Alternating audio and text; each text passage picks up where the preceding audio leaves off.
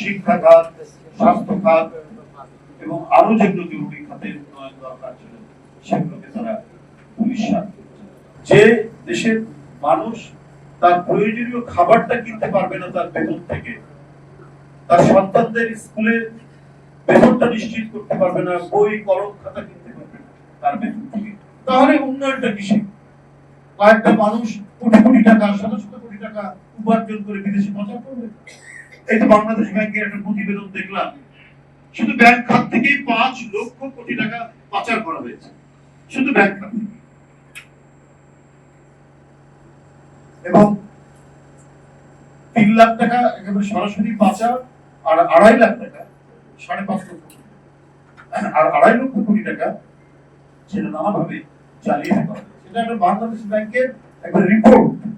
এটা কোনো রাজনৈতিক কোনো বাগাড়ম্বর কথা নয়, সেখানকার রিপোর্ট।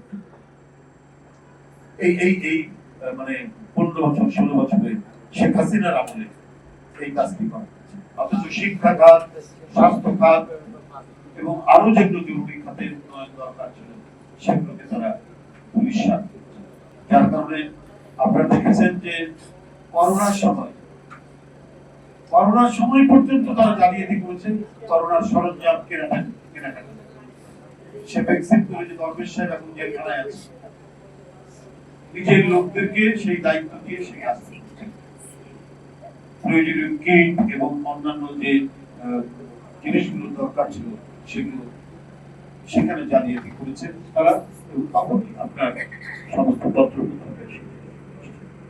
একটা লুটেরা, একটা পাচারকারী, একটা গণবিরোধী সরকার ক্ষমতায় থাকলে এই ধরনের পরিস্থিতি তৈরি হয়। তো সেই ক্ষেত্রে আমি মনে করি বর্তমান অন্তর্বর্তীকালীন সরকার আপনার নানা পদক্ষেপের মধ্যে জরুরিভাবেই তো এই পদক্ষেপ নেওয়া উচিত, বিশেষ করে এই সমস্ত সেক্টর।